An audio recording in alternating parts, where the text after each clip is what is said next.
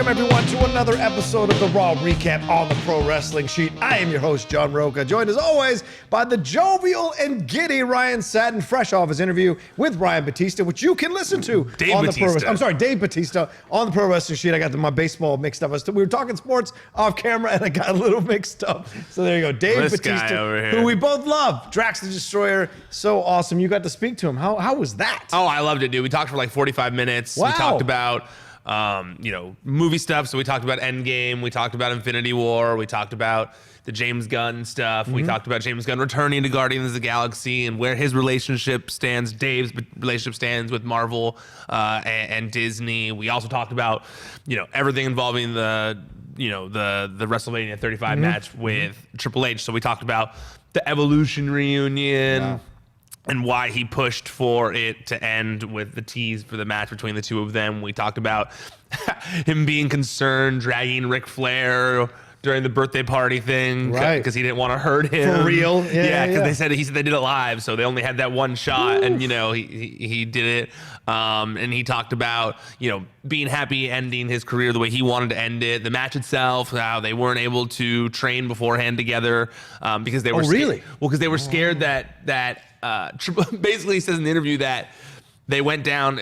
He said a training center. He didn't specify the performance center, but I'm assuming it had to be the performance center, unless Triple H flew to him somewhere or something. But he basically said that when they met up to train, that Triple H told him, like, look, we can get in the ring and we can work this out and figure everything out. He was like, and there's a chance I'll feel great. But there's also the chance that we get in there, we start working around, doing things, and I re-tear my pec before WrestleMania, and then we don't have a match. And I'd rather it happen at WrestleMania than here where nobody's paying attention, where nobody's looking at it as you and I know each other. We've been in the ring a million times with each other. Let's just go out there and do it. I wonder if he did the same thing with Randy before Superstar Showdown. Well, no, probably not, because he wasn't injured then, Right. He wasn't coming off the injury. But there's a very good possibility that those two did not lock up before that match. Sure. 100%. Especially with how busy he's been and all that. He's the veteran, man. He knows how to work a program inside the ring. So, yeah, no surprise at all. Yeah. But did you find him to be forthcoming and open about all that kind of stuff? Very much so. I mean, we talked about I love that about Dave. We talked about the WWE creative process and, how he was saying that, when he went back in 2014 for that little run, that it was a mess, the creative process. But that fast forward to now, and he thinks it's gotten even worse. And that he got to be heavily involved in the creative process for his storyline. The one that he did. Okay. Yeah, he was heavily involved in the creative of it. But he said that, he sees that, with there being so many cooks in the kitchen now, and there being so much going on backstage, he said he feels like the talent is being handcuffed a little bit, that they're not able to shine like they should, that they don't have the freedoms that the wrestlers in his era had, and that because of that, no one's ever going to shine past the level of a John Cena because they're all being kept at the same level, kind of. Well, that would make sense. Becky kind of broke that mold a little bit, and then they reined her back in, which unfortunately has affected her character, I think, overall. But let's get into it, and you can listen to that on the Pro Wrestling Sheet. Honestly, we talked 45 minutes. There's lots of stuff about why he chose Stuber as his first comedy. Lots of stuff. Go check it out. It's on the Wrestling Sheet Radio podcast feeds. Yeah, I'm listening to it on my drive to Century City later. All right, let's move on. Raw happened last night. Seth Rollins started us off there. He came out, talked about all the stuff. We had a recap of the Superstar Showdown, his matchup with Corbin there and how it all went down, and his destruction of Brock Lesnar in the ring, which was pretty thorough. If you haven't watched that match in Superstar Showdown, he was talking about Did you end up watching Super Showdown? I wouldn't say that I watched it. I would say that I perused it. Okay. That's what I would say. Right. I certainly watched that ending Goldberg match, Wolf Daddy, but there were certain matches I skipped through and certain matches I watched. Okay. And this was one that I did watch, and I enjoyed the match, actually. I'm getting into the Corbin camp. God help me. But he was great on the mic here. Oh, yeah. And he was hilarious. Yeah, Rollins was great. I'll just wait. No, Corbin. Oh, Corbin as well. Corbin was great. Right. He was like doing the whole I'll just wait. Yeah. I'll just wait here. Yeah. I got all night. And the way he carried himself while saying it. Yeah. It was pretty good. I liked it. It was classic heel stuff. I liked it. Rollins started out by saying not a person can lace his boots. So there's a certain kind of ego and arrogance here and confidence that I found interesting. Me too. Right? While watching Like, that, is this a heel turn? Maybe. No, coming you know down what it the is, road? and I think I'm finally Could Lesnar be the starting face? to get on board with this. Okay. And it's a slow process, but it does slowly feel like the era of like heel and face is being forgotten. Like the era of heel and baby face, like hardcore heel, hardcore baby face is kind of being forgotten. Yeah, some guys might do bad things and some guys might do good things. But it does feel like they want everyone in that gray area. Yeah. And so that way, from what I've been hearing from different people or whatever, and just from what John Cena was saying in that interview I posted on the site last week, he basically said that like going forward, he doesn't think there's going to be one face of the company anymore. One guy, there's not going to be a Hulk Hogan or Stone Cold or a him anymore. That it's, to me, and these aren't his words, but it sounded like it's going to be more like a UFC where it's a collection of stars. And whoever bubbles up will lead for a little bit and then bubble back down. Whoever bubbles up next. Yeah. Okay. And that basically, it's like people are going to start gloming because there's such an international audience and because the audience is so diverse now, because it's international, because there's just so much when it comes to WWE that it's almost impossible to put one person as the sole person in charge of that, because it's not every single person is going to resonate with that lead person. And so it feels like everyone's kind of just like doing their own thing and actually being themselves, similar to UFC where Conor McGregor would be considered a heel, but people love him. Yeah, right. And so it's no longer a babyface heel world. It's a tweener world. And it really is. That's the way it is now. Whereas Attitude was like kind of reshaping that idea. Now, really, it's an accepted across the board idea that most humanity is a tweener world. Because it's gotten harder to survive in this world.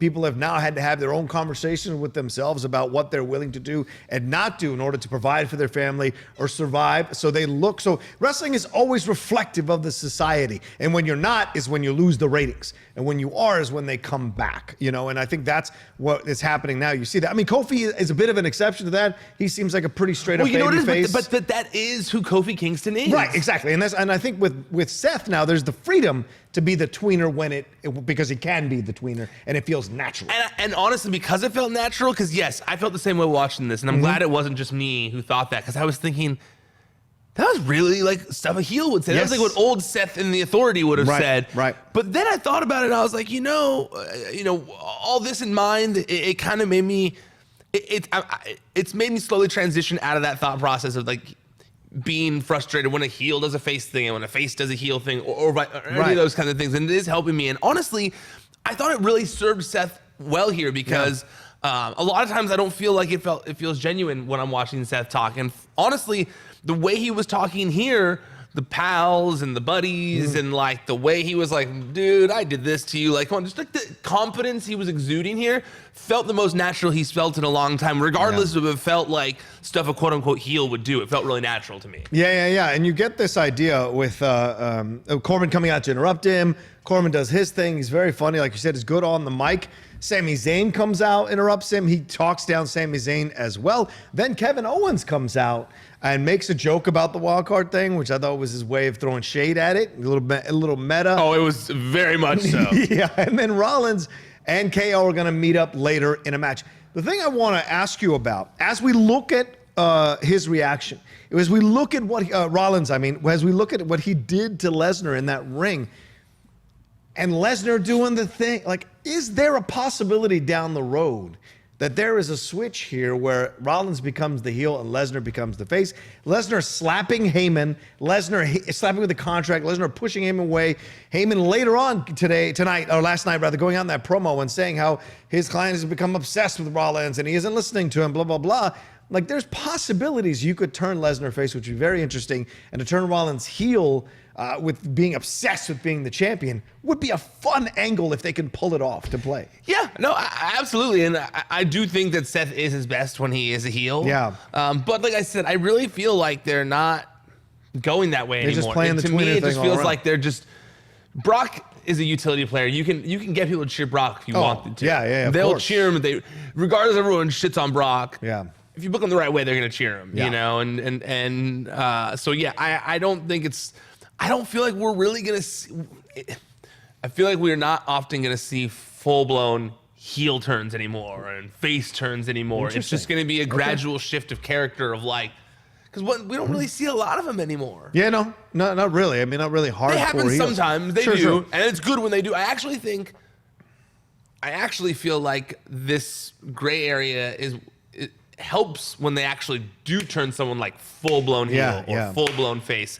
And I think this gray area is why Miz's turn to a face hasn't been as successful. Though we'll get into that. Yeah. This was, I feel like, one of his most successful nights as a face as well. Yeah. Did you like Sami Zayn coming out, kind of laying that groundwork and want to be a referee? I loved it. Yeah. I was cracking up when he was like, when he said like, I don't wanna, like, I can't believe I'm saying this, but I'm Team Corbin here. I was the way he played it all off, the way he was talking about it was great. Sami Zayn was actually a fun running theme throughout the night of his whole quest in becoming a referee and what happened in the main event and stuff. But yeah, I actually thought Sami was great here, and I thought that the moment when Seth said, you're talking like, who's gonna stop you from kicking your ass when I get up the ramp or whatever? And then Kevin Owens, first Sami Zayn had this like scared look on his face, and then Kevin Owens' music hit, and he had the like, oh, sup now, bitch, like he had that kind of look on his face, and I loved it. Honestly, that whole moment, I was laughing so hard just because it was timed perfectly. Yeah. There wasn't too much of like an awkward silence. It actually like hit at like the right moment. Sami Zayn's facial expression was perfect. He's great with his facial expressions. Fantastic. I mean, being under a mask for so long, he knows how to be expressive, and because only certain parts of his face were seen. But I actually really liked it. I thought Kevin Owens making fun of the wild card rule made sense. I really liked all of it. Honestly, I don't know this. This is just my like inclination, but I don't know if all this talk of all this like public complaints of like let the wrestlers have a little bit of say, has maybe gotten to them a little bit, because a lot of these promos last night felt a little more, a little more natural and a little less memorized. Yeah, agreed. And it all worked out we're having Rollins versus Kevin Owens later on in the night. Let's move on to a full heel, and that's Lars. Lars took on Lucha House Party in a revenge match, I guess, for them getting disqualified in the Superstar Showdown. He ended up eliminating them all one by one in brutal fashion. And maybe we're finally done with this back and forth between Lars and unless there's a Stomping Grounds match. Oh, crap. No, I'm agreeing with you. I don't know. Enough's enough already. I'm with you. You know what? I hated the showdown match. Yeah. Oh, it was ridiculous. I was like, why? I fast forwarded through all that. And the frustrating thing is like they were trying to do cool stuff, but it was like, this is the first like match with Lars where it's like, it's a DQ. Like, he should have squashed them. He should have done what he did last night on Raw. And I don't know if that was intentional because they figured a lot of people weren't watching Super Showdown like you, who were maybe perusing through, pretending not to watch or all that kind of stuff. And they were saving the like actual match for Raw, because this match was dope. Yeah. They all did awesome stuff in this match. There were cool spots. This match, yes. Like you said. Yeah. Brutal stuff. That part in the I loved match it. when Lars did the press slam to Kalisto on top of the steel steps, which had the pinatas on top of it, so he had to break the pinatas, hit the steel steps, and then go flying. I audibly went like, like in my apartment, like, I was like, holy shit. And I remember my girlfriend came over and she was like, what happened? I was like, dude, look at you guys see, this is crazy, And so, all that helps. I think those are the kind of things that help Lars get over, is like looking like a scary monster. And this was 100% that, from the jump and the jumping them from the beginning, and then throwing them out one by one, and then decimating each one one by one. The frustrating thing though for me, and this is like super nitpicky because I actually really did enjoy this. I just felt like you should have done this at Super Showdown, and then if you're gonna do the elimination match on Raw as like a follow up, as if they're like that is the revenge, them trying to get their revenge. And when you get down to the two of them where it's Grand Metalik and Lars, you easily could have given Grand Metalik a huge win there and done something where Lucha House Party tricks Lars or whatever. And at least his first win isn't by DQ and technically looks like a loss or whatever because they attacked him. And then you could transition into a program with Grand Metalik and Lars, which is something new, fresh, you know. Okay. And I love Grand Metalik. Yeah. And I feel like he's never had a chance since he's been signed with the company, you know, or at least since coming to the main roster. I think they fumble a lot of luchadors. They do. They don't know how to deal with them. They got his whole face is covered and they don't know how to deal with it. Ray is the exception. Oh, yeah. And to a little bit of Eddie is on that line. Well, he's not a luchador. He's not a masked guy. Right. He isn't a masked luchador, yes, but obviously. He was trained, And so it's like he was always on that line. But Ray was the only one they ever really 100% got right. They messed Sin Cara up. They messed all these others ones up that have come through. And it's Psychosis, and they threw him in Mexicools. Yeah, the Mexicools. Like, it's just super frustrating. So to see them blowing it here, it's damn frustrating. These are incredible wrestlers with great skill. And yeah, it would have been interesting to see Grand Metalik get something there. Maybe we're done now. Let's move on. I want to say, I realize that's high hopes on my part. I'm just saying, I feel like that would have been a more entertaining way of those two matches being structured, because then you at least give them something to do. Exactly. But if this is ending it, good, because I think that Lars should be in a bigger program. Yeah, let's make it happen. We move on to the 24/7 skits that were happening all night. The first one happened here. Best. They all got best thing of the night. I loved it. Talk about it, because they all got stuck in this elevator, and then they started talking about marriage plans and whatever. It was nuts. It was who was in there? It was EC3. They finally gave him a little shine. Carmella, R-Truth, Heath Slater, R-Truth. What's it called? Drake Maverick, and there's one more. Cedric Alexander. So they run into the elevator running for everybody else, but the referee doesn't make it in. So they're stuck. So they're stuck in the elevator. Just having conversation. It honestly felt like WWE's version of Seinfeld, you know? Like, it was just like a segment about nothing, but I loved it. Every single one of them. Yeah. Even the inside stuff of like, you're having a wedding and you didn't invite me? It's like, you're my best man or whatever. The only thing that bums me out is I'm like looking at that elevator and I go, oh God, EC3 and Cedric Alexander are such entertaining, good wrestlers. Heath Slater too. Yeah. All the guys in that ring, Drake, you know, but I just felt like those two specifically like should be showcased more, should be showcased in something better than just these comedy segments, because the comedy segments are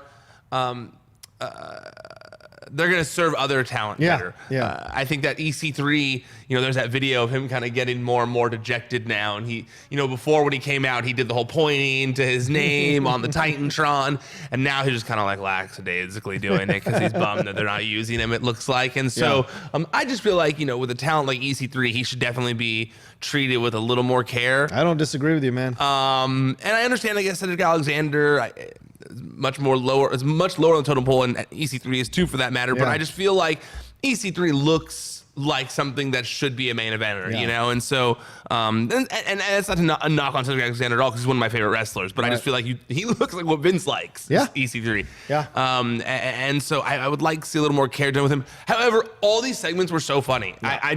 I was dying. I mean, everything, the phone call, I have no bars, you have no bars, all the stuff throughout the night. I thought it was a highlight of the night. Ends up with them getting off the elevator. Eventually the referee is there. They all storm R-Truth. Everyone tries to pin him. No one really gets him. And then Carmella drags him back in the elevator and they escape. When is she going to pin Truth for the 24/7 title? It's coming. If it doesn't end with this, not end with this, but if this doesn't happen soon, it's going to be like Dominic and Samoa Joe, where I'm getting so frustrated. It'd be funny if she accidentally super kicks him when someone gets out of the way and then goes, that would be brilliant. That would be brilliant. All right, let's move on to Becky and Lacey having this promo. Dude, I have to tell you, I absolutely hated this. I thought Becky held her own. I thought Lacey was out of her element. I thought she was out of her depth, rather, and it was frustrating to watch. And Becky absolutely owned her. Dirt and gold are found in the same place. That was such a good line. It was a great line. Lacey preemptively ending the interview on a downturn, which is not when you want to end the interview. I thought this is, once again, and the match later on, to me, it feels like now I'm starting to come into this place, opinion-wise, that it feels like they rushed her into this program now a little too fast, and they're having to deal with some of the obstacles or stumbles along the way to make it work, and not the least of which was Lacey sandbagging Bayley on that belly-to-belly suplex. So I'm just concerned here that maybe they've handed too much to Bayley. Not everyone can roll in like Paige did. I feel like sandbagging is a strong word. You watched the video? Yeah, but do you think it was on purpose? She gave no lift. But do you think it was on purpose? I don't know. Sandbagging kind of implies that it was done on purpose. Well, I don't think it was done on purpose. okay. I think it was less. You always think the best of people, and I respect that. Why would she have any reason to do I'm that on more purpose? cynical than you. Why would she have any reason to do that on purpose? Because maybe there's some backstage stuff going on between them for real. That's like a deep way of looking into a mistake. It's certainly possible. It's not like it hasn't But like happened you just before said, wrestlers. you think it might be, she might have been rushed into this Maybe. position. It's certainly possible. So that's why I feel like it's more so that. Not that I feel like she was rushed into. Because that Charlotte match was boring last week. But I don't think she's intentionally doing it, is what I'm saying. You know, right. But that's what I'm saying. That's what I'm saying. Sandbagging implies I guess it's that it's intentional. Right. You know, like I think that she just didn't do it well. It's different than she didn't sandbagging. even, like, don't do it well is something else. Like, she didn't even make an effort to lift her feet. There's something there, and I wonder if I don't know. I just wonder about it. You don't think that's being looking into it a little too deep on a mistake? Well, my job is to be the fan who analyzes. Yeah, but that's a deep analyzation.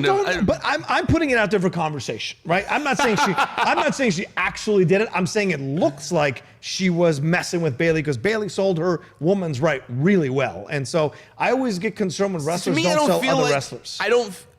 Like Triple H sells like crazy. For that exact reason, it's just very contradicting things there. You know, you say that you feel like she may have been rushed into it. I would think that would explain what you're trying to analyze. Oh, I think it's two different things. I think she was rushed in this program with Becky and with Charlotte. I know that, but shouldn't that be the same thing? But with the Bayley thing, there might be separate beef going on behind the scenes. Where does that come from? I don't know. I'm asking you a question. You're the man on the inside. No, I think it's just I think you answered your own question with your first part of your thing. Is that you think it's about that? Okay. It's green factor. You know, I think that I don't think it was I don't think there's any beef between the two of them. I don't think it was an intentional thing. I think it was just a mistake. Okay. But I do agree that with you in the fact that you know, some of her what's the word I'm looking for? Most recent? No, I was gonna say some of her promo work. Like character, not her positives, but her negatives. Not negatives, but like her shortcomings. Yes, there we go. Some of her shortcomings. We got there. Thank you. Some of her shortcomings have been a little more evident the past couple of weeks. The Charlotte match, this. However, I didn't hate this promo like others seem to. You know, my girlfriend and I, we got into it, but we were discussing this promo. Were we on a 2-shot? Yeah, we were on a 2-shot. I pulled out the TV. We sat in front of it. No, but we were talking about while watching the show, and she had the same opinion. She was like, "What was that?" Yeah. And I was like, I didn't really dislike that. I think I really like Lacey's character because I like how cocky she is. She's so cocky. Yeah, but you got to back it up. Totally. That's the problem. And that's why I didn't have a problem with the promo necessarily because I think she has these great facial expressions. I like that it's character building. It feels like she's always character building. Yeah. But I can see, I guess, after rewatching it, where people maybe didn't like it as much as me and why. I agree with you though that the match itself, it was, you know. Yeah, what we get to later. It wasn't it wasn't bad. Yeah. It definitely wasn't bad at all. It just wasn't my favorite part of the show. Yeah, we'll see. I mean, they got to get her work on this promo stuff. They got to get her work. And the thing is, Lacey wasn't a champion down in NXT. Didn't have that, like, you know what I'm saying, that experience of carrying the belt or fighting for the belt or being there consistently in the conversation. She was always a mid-carder at NXT. So for her to jump up into the Raw roster and to be confronting the champion, you got to step your game up. You know, it's ironic in this situation, but yeah, Becky's the one carrying this program now, it feels like, or at least doing most of the work that's successful in carrying the program. And Lacey needs to really take a look at herself and step up her game a little bit. And hopefully she will. Because like you, I agree. There's a lot to work with that's great here. Those shortcomings are starting to show themselves. And I think the fans are starting to kind of turn on it a little bit. Well, Certainly. I mean, and it's not easy when you know, the amount of experience she has being put up with the likes of Becky Lynch, Bayley, and Charlotte. I mean, those are the three pillars of the women's division, you know? Sasha Banks too, if she was there right now. For now. Yeah, exactly. Alexa and Nikki have a little backstage conversation themselves. Alexa Bliss and Nikki. She's trying to drive a wedge between Nikki and Bayley, saying like, oh, you know, like Bayley did this to me and Bayley did that to me, but you're my real friend and you can help me. So I guess leaning into the heel thing a little bit more for Alexa.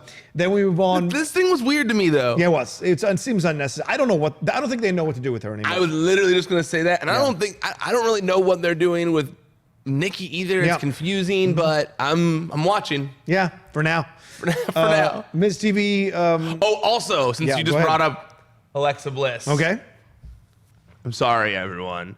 We talked on the show last week. I believe it was the Smackdown recap. Yeah. Where we were talking about the DDT, and I was mentioning, and we were both talking about how she's using the DDT. Right. Apparently, that's been her finisher for a very long time, and we were very ignorant of that. I didn't want to correct him. That's what it was. Oh, shut up.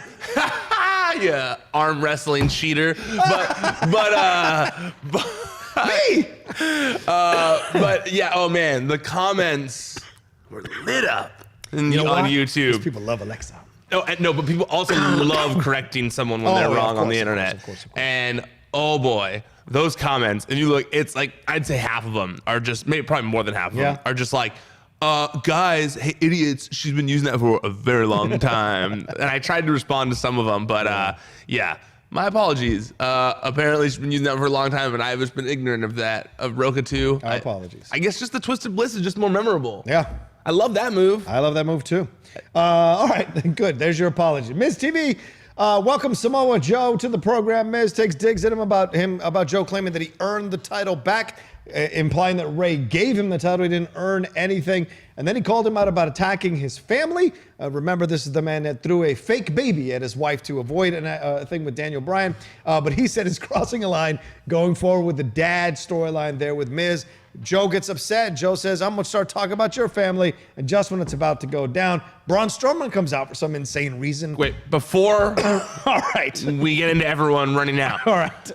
I loved that part of Miz TV. I thought that it was one of the best Miz TVs in a while because it was short, right to the point.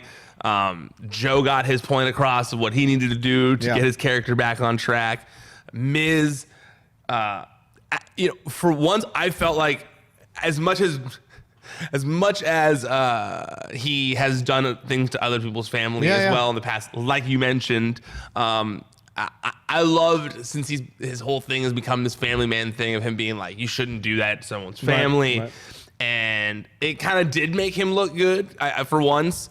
And then Joe being like, well, what if I go to your family now? The wrestling family went, yeah, we're off to the races here. Like, this is what's up. That's going to be good. Because honestly, I felt like the thing that Miz has needed is a very strong heel. If they want to position him as a face for a little while, Joe can be a villain. Joe has no problem being a villain. Joe's one of those guys in the WWE who isn't in a gray area. He's supposed to be a bad person, his character. And I love it. I think it's great. And I was like, oh, this is that's what we need to make Miz's whole thing feel right, and so I hope that's the direction the United States title goes. But honestly, everything that happened after this also got me hyped because I was like, man, the United States title scene is looking dope. So continue. But I wanted to get that out because I really did love that of Miz TV. I think I agree with you. And all of a sudden, the United States title is something to be fought over. Braun Strowman comes out, starts talking his mess to Joe, and then just when you think that's going to go down, Bobby Lashley comes out, starts talking his mess to Braun, and just when you think that's going to go down, Ricochet comes out talking his mess about wanting to win a championship, wanting to have a belt around his waist, and then to end everything, Cesaro comes out, starts having a thing, and hits Ricochet from behind, which of course becomes, as we come back from the break, a 6-man tag match, which I thought was really good, actually. It was an enjoyable match, right? Everybody got great spots. Everybody carried their part in the match when it was happening, when they were in the ring and outside the ring, that I really enjoyed. And then it ends with Ricochet doing his move, his finishing move off the top rope, onto a Cesaro, possibly hurting him, but didn't. He's good. He was it a hyperextension? Is that what it was? He's just good. He's good. Okay, he's fine. Great. Yeah, he apparently, when he was backstage, It looked everything scary. It looked sketchy, but apparently it was just really good selling. Okay. Because when he got back, everything was fine. What? That's what I've heard. Respect, man. That was really good. Yeah, because trust me, I thought the same thing. I was like, what? Unless he was working people and he wakes up today and it's much worse, and he goes and gets it checked and he's still on telling you. But from what I had heard, he was fine. Oh, okay. Afterwards, yeah, that's what I heard. This is a fun match. But once fun again, match. Ricochet pins Cesaro, so we'll see what that leads to. Go ahead. So the segment after, when everyone started the cavalcade of United States title contenders, I really liked it. You know, I normally these segments can feel very copy and paste, where it's like the champions in the ring. So people are gonna start to come out one by one. I want to be champion. I want to challenge. I want to. It's been done, but I felt like this was very entertaining for some reason. Still, I didn't groan while each person was coming out. It all made sense. Each one had a reason to not like the other one that had just come out beforehand. The match itself, I felt like they did a great job of making Ricochet look like a star. Yep. You know, Ricochet has had to go up against some of the bigger guys, and sometimes it hasn't worked. But I feel like whoever worked on this match with them really did put it together in a way that made Ricochet look like a star. The way he was like jumping up and hitting people and doing all these things, and bing, bing, bing, like a like a pinball machine. You know, he's like doing all these things, and it's crazy good to watch. I think that working with Cesaro does help. Yep. And man, I really, really enjoyed this 6-man tag, considering it's like 6 random guys that were just kind of thrown together in the match. I think Cesaro is looking more formed as a heel. As the singles act now. I liked Samoa Joe running away to just be told chicken shit to build up the thing with Braun. To eventually go up against Braun. I think that everyone played their part well here. How do you think this comes out for Stomping Grounds? Do you think it'll be a 6-man tag? I mean, 6-man match. No, I feel like we're gonna get, as much as I want it, a different match. I feel like we're gonna get Braun versus Samoa Joe, which I don't not miss dislike as a triple either. threat, possibly. Because I just feel like it's gonna be a 6-man match, but we'll see. Maybe Miz thrown in there. I would love to see Miz thrown in there as well. Maybe. Okay, we'll see. All right, we'll see. Bailey and Becky take on Alexa and Lacey with Nikki on the outside. This was a decent match. You can tell that Alexa's still kind of working off the ring rust. And Becky and Bailey did great work. Bailey, I love, even after the possible sandbagging, I love this new move that Bailey is doing where she stands over her opponents after she completes that thing. It's badass. For God's sakes, please, WWE, figure this out. You have a potential massive star in Bailey. Finally, you figured it out, that let her be a little more ruthless than before. She will come across still face. You were talking about this at the beginning of this recap, how Rollins can be both. Bailey can have heel tendencies amidst the overall face approach. Get rid of those flowing stupid things, or at least change their colors to a black and red scheme, and have her come down and really administer brutal beatings. People are on board with her. More now than ever before, I think. I don't know if she needs to like add this like hard edge or anything like that of brutal beatings or whatever, but I like what they're doing with Bailey right now. It's definitely the best to me, the best she's looked on the main roster. Yeah, exactly. So hopefully they've figured this thing. This whole thing ends up with Alexa and Lacey getting the win with a little bit of assist from Nikki. Did you like this, how this all went down? Remind me how the finish again? Do you remember? Yeah, it was Lacey coming in and pinning Bailey. She got distracted or something like that, and got hit with the woman's right. And then they did the tag with Alexa and Lacey slid in there and got the pin. Yeah, I didn't dislike it. I think that I'm trying to. I felt like it made everyone look good. Yeah, it wasn't like a. Okay. It wasn't like anything that special to me. Right. Nikki seemed conflicted in the celebration. She wasn't like, yay. Wasn't she mad about how like she was with Alexa, but Lacey kind of cheated and they hit Becky, right? Isn't that what kind of was going on? Yeah, it was a little convoluted, I felt like, but I thought Lacey didn't show out well here either in some of the interactions with Becky too. So I just am concerned now as we go forward. I don't know. what's gonna happen. I like the women's right, so I feel like they're doing a good job of getting the women's right over. Yeah, it's the leading up to it that I think we need a little more work, and we'll see as it goes along. And look, once again, I want people to understand this is analysis to constructively criticize. This analysis not to be like, this decision shouldn't be on TV anymore. It's work on these things because people want to get behind you 100%. Some people get real upset about it. All right, let's move on to Sami and Shane having a conversation. Now Sami is a special guest referee. This was funny. As much as you hate Shane, this scene was good. Yeah, I liked it. This was funny. I enjoyed it. The whole segment with him being like, great idea. Yeah, no, great idea, boss. Like, yeah, no, this is fun. I liked it. Yeah. Then Paul Heyman comes out. What did you think of this promo? Talked about Legend's obsession with Rollins, how he's ignoring him and doing his own thing, and he's concerned about it, but he also bashes Rollins as being undeserving of a Universal Champion. I loved it. I feel like I was very concerned they were just going to waste the Money in the Bank title or Money in the Bank contract at Super Showdown. And the fact that that didn't happen now, I love it because they really are. I hope that they really do drive home the fact that he can cash in at any time. Yeah. Because that is a fun thing on WWE TV. And honestly, now that he was there for a few weeks in the build-up to Super Showdown, I feel like the way it ended, the way it played out, Paul coming in and just kind of like reminding everyone that it's there, that it's out there, is a good thing. I think that it makes Brock Lesnar feel like there's a reason why he's away, as opposed to, oh, well, he's the champion and he's not here, you know. And so this is like, no, well, there's a reason. Yeah, he's being smart. He's waiting for the right moment to attack, and I think this will only build up the moment when he finally cashes in to be a bigger deal. I feel like people are cheering for him to cash it in too. Like whenever he comes out, the stands start to explode in excitement for what might happen.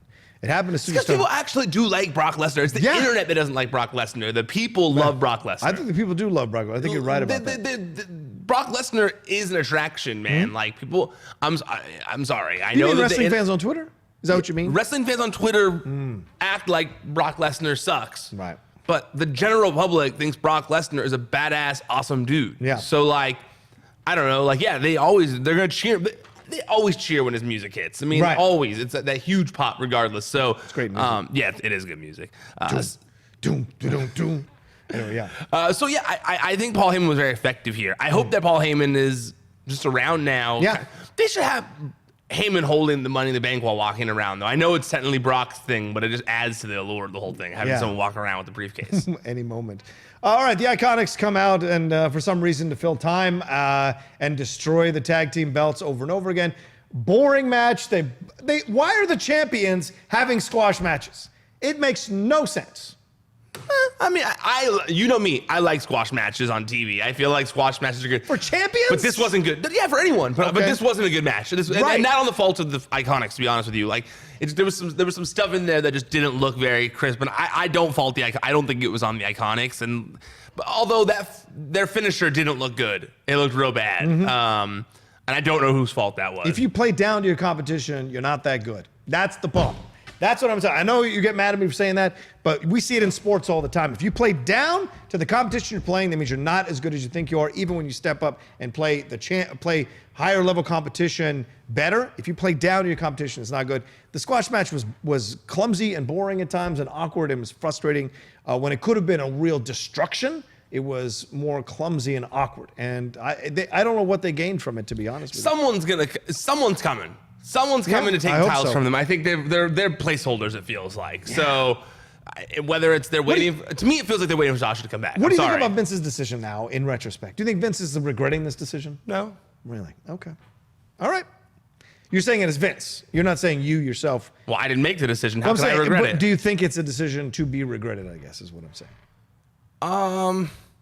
No, because imagine how angry everyone would have been if that was Sasha and Bayley in that position, as opposed to what we're getting right now with Bayley.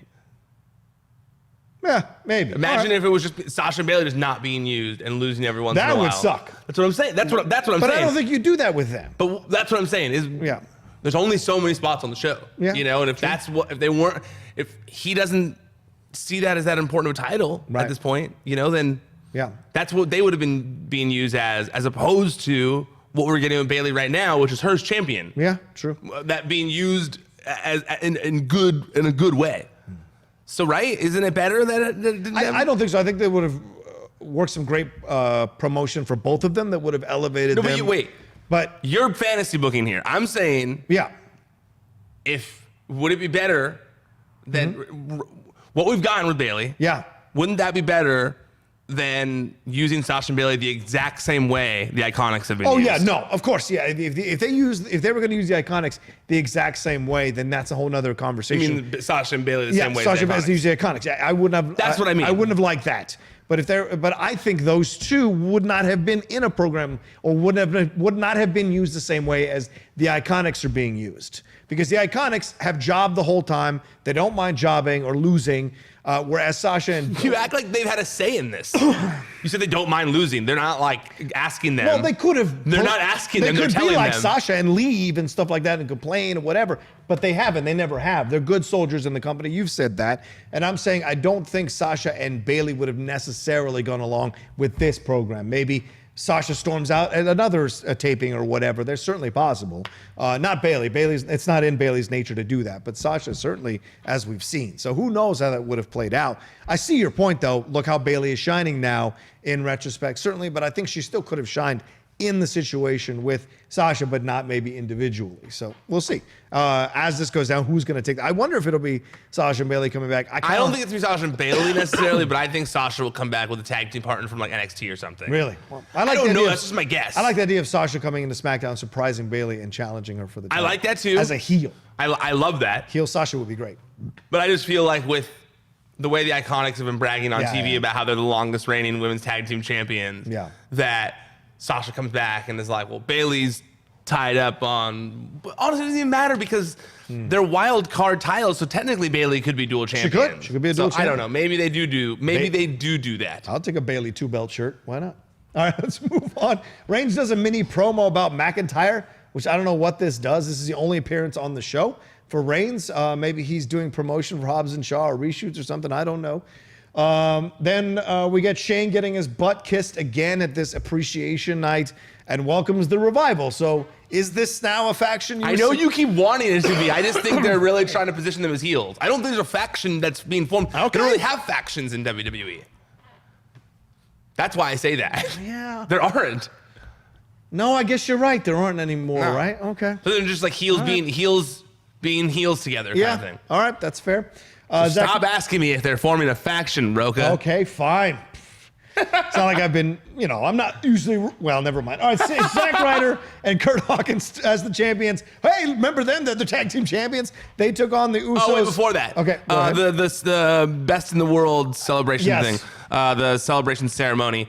God, I hated this. Although I will say I laughed that Drew and Shane were matching and then they had like the same exact outfit on except one had a white shirt, one had a black shirt. It made them look like a tough guy tag team, which I found funny. But it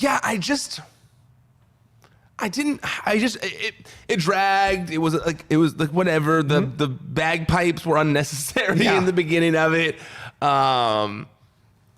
I thought that it didn't help to point out the fact that you had Roman Reigns lose to Roman Reigns, even though Roman Reigns lose to Shane McMahon at Superstar when he has beaten Brock Lesnar and Undertaker.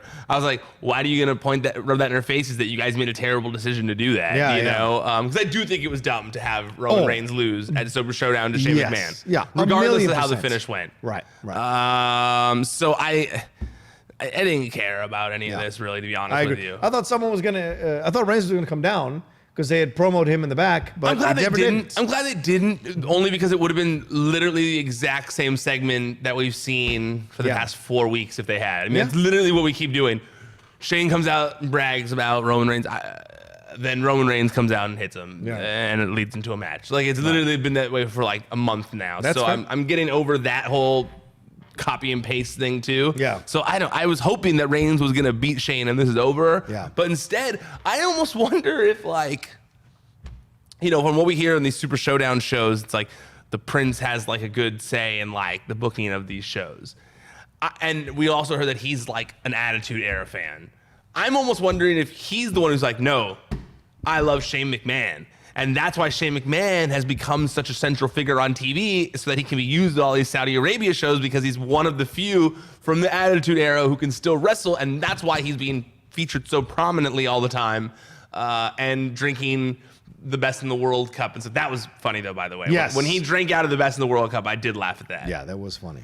Like Stanley Cup and stuff. Yes. I wonder what will happen, though. Do you think he's tried to bring back Stone Cold? Do you think he's tried to, the Prince? Do you think he's tried to be like, how much do you need? I tweeted over the weekend saying, like, okay, predict the next Legends main event in Saudi Arabia. Stone Cold and or Triple H. I was reading everyone's. And, like, there's really not that many, like, matches like that left. There's only one. Well, Stone Cold versus Hogan is the one. Well, yeah, but not now. That would just be terrible now. I don't want to see a geriatric get beat up by a guy in his 50s. But think about, like, Rock versus Hogan. Stone Cold. They were old, and they were able to have, like, a classic match. I know it's, I think Hogan still had it. That was 17 years ago, by the way. I know. I like Triple H, Stone Cold, and The Rock in one final triple threat match, because they never ever had a triple threat match for a title or anything like that. I would like to see them in a. They've never had a triple threat match. I don't recall them ever having a triple threat match, and maybe the fans will correct me on this.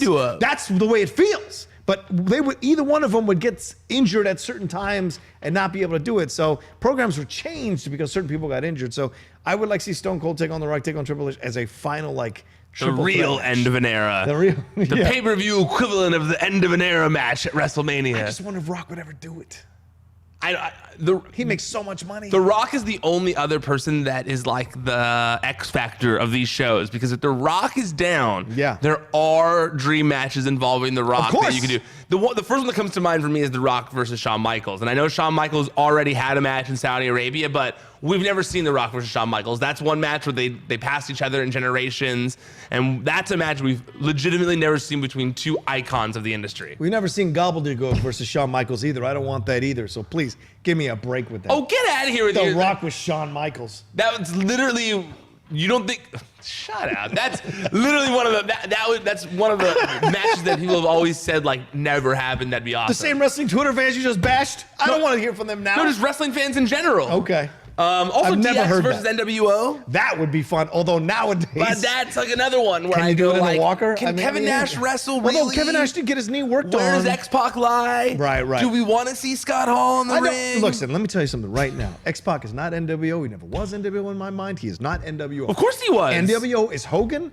Nash, and Hall. And then he was the next person to join. That's it. He can be DX. You can't I say got no that's problem. it. I can. You don't make the rules on who's in DX. I'm a charter member of the NWO. People who make the rules in DX are sorry. You don't make the rules of who's in the NWO. The people who make the rules of the NWO are the NWO. For life. And they inducted X-Pac. They also inducted Scott Norton. So I mean, like, Scott Norton is considered part of the NWO. You don't get to make those decisions. But if you're gonna have DX versus NWO, it's got to be. Well, I'm not saying put Scott Norton on the DX or the NWO side in Saudi Arabia. I'm just saying that he does classify as NWO. And yes, if you're doing DX versus NWO, absolutely, X-Pac is on the side of DX. He's DX. Yes, he's DX. It would be what? It would be Badass Billy Gunn.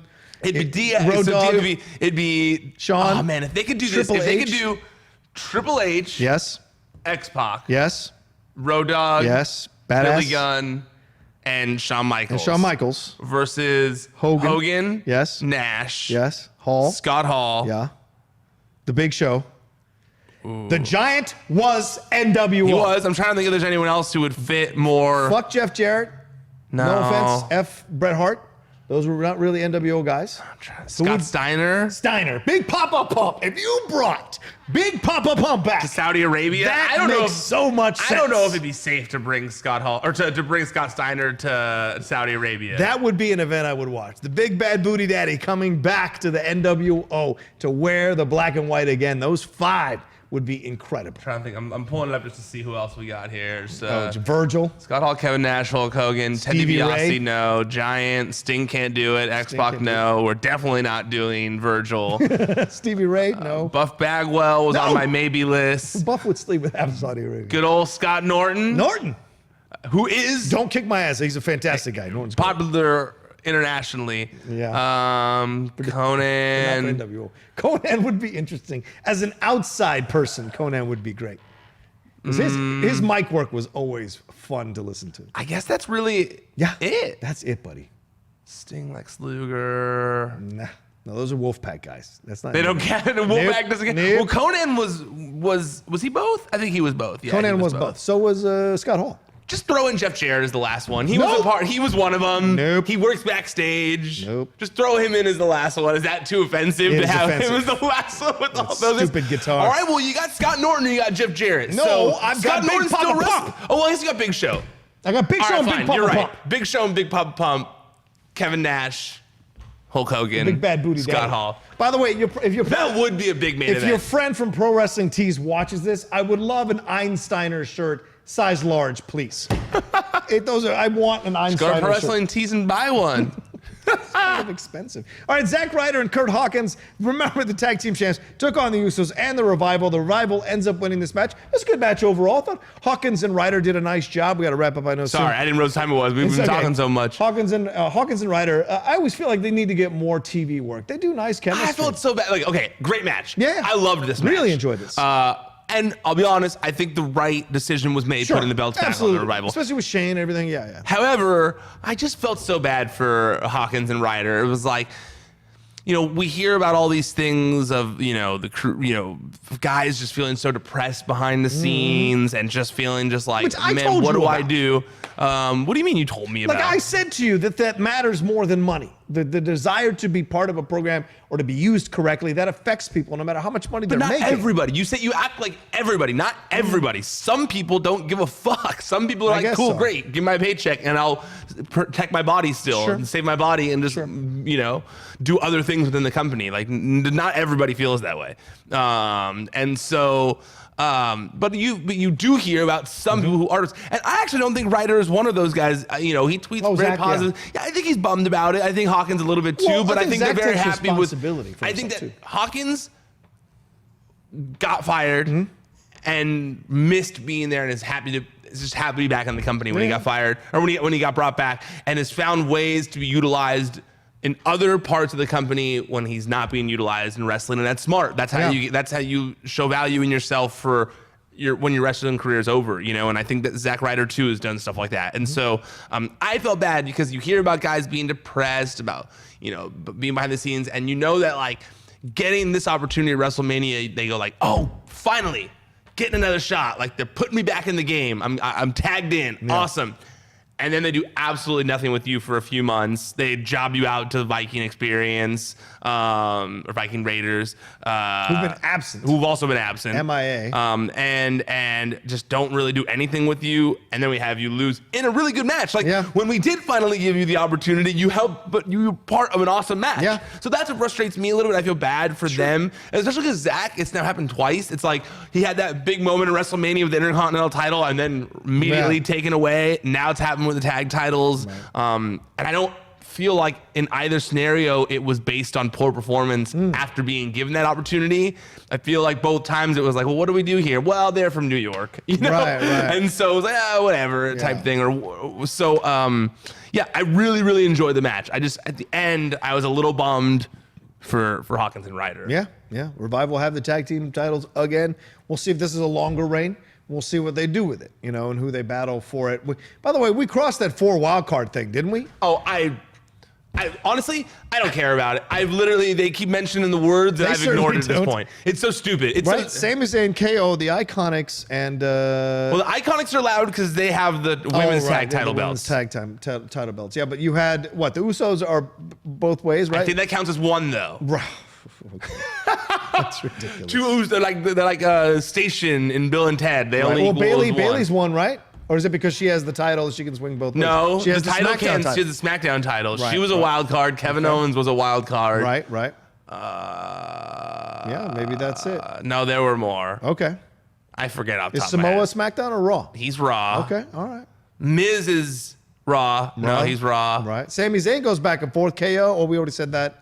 All right. KO is the other. I don't know. Okay. I've honestly given up on keeping track of who goes where in these matches in the wild card rule, because honestly, it just feels like the brand split's over. Yeah.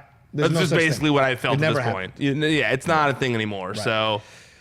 All right, KO takes on Rollins in the final match of the night with Sami Zayn as the outside ref. This went as you would expect, with Rollins constantly getting interfered with by Sami Zayn on the outside. Sami Zayn protecting KO, which was brilliant near the end when he rolled in and stopped Rollins from jumping off the top rope. That was hilarious. Eventually, Rollins has enough, grabs him, gets himself disqualified, which was really stupid by Zayn, because, I mean, if your object is to give the belt to KO or the victory to KO in a legitimate thing, it can't happen when he's disqualified. So, which, of course, and then also opens the floodgate to your ass get really kicked, which is what happens. Zayn starts getting his butt kicked. Corbin comes out, tries to interfere. Initially, after Rollins gets hit a couple of times, Rollins fights back, then gets the chair, destroys Zayn as he did Lesnar, and looks at Corbin the whole time. Once again, kind of a heel move. So very interesting how this is all playing out, and that's how it ends with Rollins screaming at Corbin up the ramp. Yeah, I liked it. As much as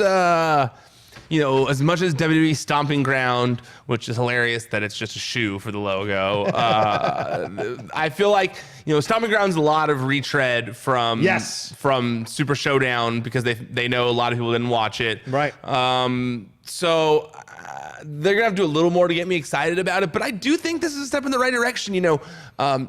Rollins feeling more genuine and less like a copy of what he's supposed to be as champion. I enjoy. I feel like it's helpful. It's in the long run, it will be very beneficial to his character, I believe. Yeah. And this is coming up. It's next weekend. Stomping Grounds. Is it really next June weekend? 23rd. That's when it's happening. It's Universal Champion Seth Rollins versus Baron Corbin. Kofi's taking on Ziggler in a steel cage match. Retread. Roman Reigns versus Drew McIntyre. Raw Women's Championship, Becky Lynch versus Lacey. Retread also. SmackDown Women's Championship, Bayley versus Alexa Bliss. That one's new. And there are predictions here from the other places. Maybe Finn Balor and Andrade again. Maybe Probably. Revival versus the Usos for the title, which would be fun. Daniel Bryan and Rowan taking on the Heavy Machinery, maybe. And the IIconics taking on the Kabuki Warriors for the title. Maybe they take the title. I'm wondering for the tag titles, the men's tag titles on Raw, I'm wondering if it's either going to go Revival versus Hawkins and Ryder in a program still, Or maybe another 6 with or if the they Usos. continue with the Usos, or if the Viking Raiders start to make their presence felt. There's also AOP who are cleared now too. Oh, have they been? They're cleared now. They were in the Battle Royal as if like they had been on TV, and I was like, man, Superstar Showdown, that's that's not right. good. That's not good. They're in that just like random people in the Battle Royal when they've been off TV for this long, and they get cleared. They don't get any kind of push on their return. If anything, Drake Maverick's been on TV more than any of them. More.